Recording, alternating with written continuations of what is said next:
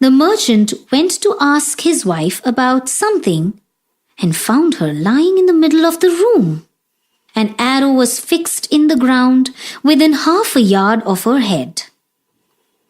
Supposing that she was dead, he rushed to the window and shrieked, "Thieves!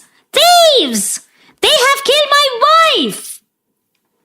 The neighbors quickly gathered, and the servants came running upstairs to see what was the matter. It happened that the woman had fainted, and that there was only a very slight wound in her breast where the arrow had grazed. As soon as the woman recovered her senses, she told them that 2 young men had passed by the place with their bows and arrows. She went on to say that one of them had most deliberately aimed at her as she stood by the window.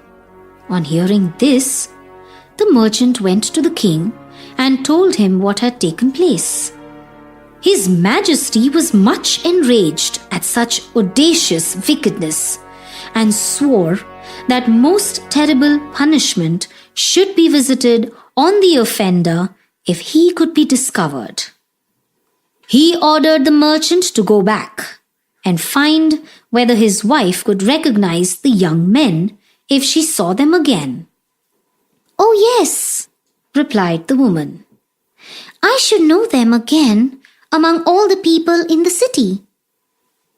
"Then," said the king, when the merchant brought back this reply, "tomorrow I will cause all the male inhabitants of this city to pass before your house, and your wife will stand at the window and watch for the man who did this wicked deed."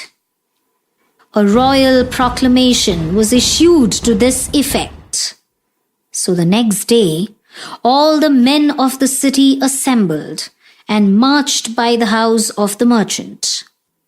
The king's son and the minister's son were also in the company and passed by in the crowd. They came to see the tamasha. As soon as these 2 appeared in front of the merchant's window, they were recognized by the merchant's wife and at once reported to the king. "My own son? And the son of my chief minister?" exclaimed the king, who had been present from the commencement. "What examples for the people! Let them both be executed." "Not so, your Majesty," said the minister. "Let the facts of the case be thoroughly investigated." "How is it?" he continued, turning to the 2 young men. "Why have you done this cruel thing?"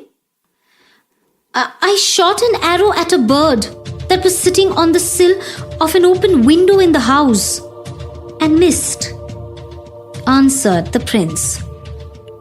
"I suppose the arrow struck the merchant's wife. Had I known that she or anybody had been near, I should not have shot in that direction." "We will speak of this later on," said the king on hearing this answer. "Dismiss the people. Their presence is no longer required."